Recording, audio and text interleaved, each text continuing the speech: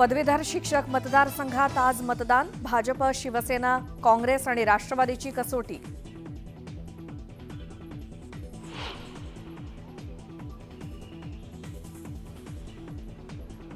वर्षा बंगल्यावर मुख्यमंत्री आणि दोन्ही उपमुख्यमंत्र्यांमध्ये 1.5 तास बंद दाराआड बैठक। अनेक महत्त्वाच्या मुद्द्यांवर झाली चर्चा।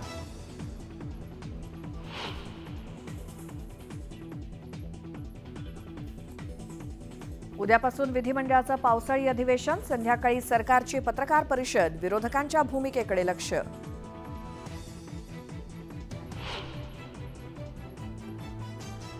उसाला योग्य भाव मिळण्याच्या मागणीसाठी राजू शेट्टींची कैफियत यात्रा।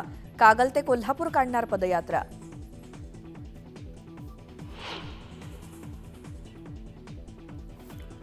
लोकसभेच्या अध्यक्षपदासाठी आज निवडणूक। इंडिया आघाडीचे के सुरेश आणि एनडीएच्या ओम बिर्लांमध्ये लढत।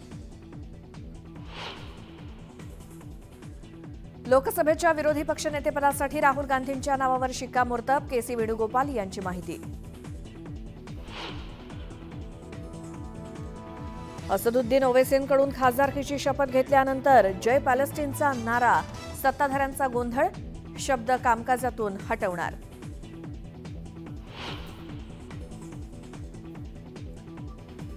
कथित मद्य घोटाळा प्रकरणी अरविंद केजरीवालांना सीबीआयकडून अटक। तिहार जेलमध्ये असताना सीबीआयची कारवाई। घाटकोपर होर्डिंग अपघात प्रकरणात तत्कालीन रेल्वे पोलीस अधिकारी कैसर खालिद यांचं निलंबन।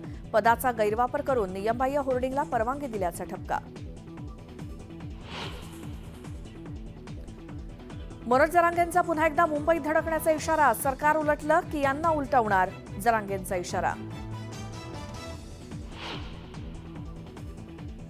अज्ञात हल्लेखोरांकडून वंचित आघाडीचे नेते सुनील बोदडे आणि प्रकाश भिसेंवर गोळीबार। जळगाव जामोद तालुक्यातील धक्कादायक घटना। पोलिसांकडून तपास सुरू।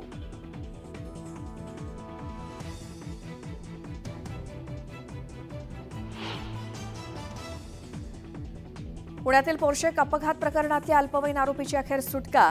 जामीन मिळाल्यानंतर संध्याकाळी सुटका।